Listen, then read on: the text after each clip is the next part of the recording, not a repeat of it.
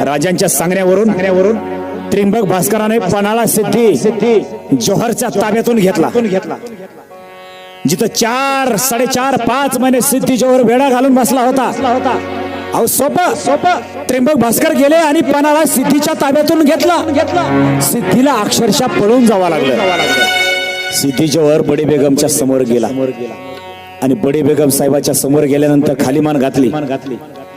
तळपायाची आग मत्सगात गेली. ही पाताळ यंत्री बोलते कशी? जोहर जोहर मतलब हीरा. हे परवरदिगार, जोहर हमसे ये तुमसे हमें ये उम्मीद नहीं थी. बोलो जोहर बोलो. किती लाज खाल्ली तो शिवाजीकडून. बोलो बताओ कितना पैसा दिया है शिवा भोसले ने तुम्हें, जो तूने शिवा भोसले को कीला दे दिया और तुम खाली हाथ आए. बोलो.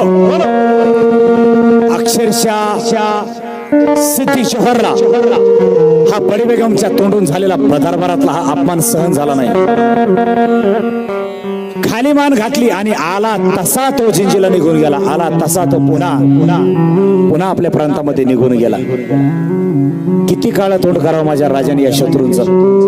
अरे माझ्या राजाच्या दरबारात जर एखादा आला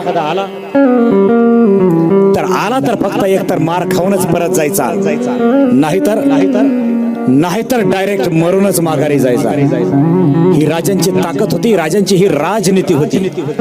राजांच्या समोर कोणी गेलाच तर मग मात्र त्याच्यापासून परत जिवंत आणि सुखरूप माघारी येणे नव्हते.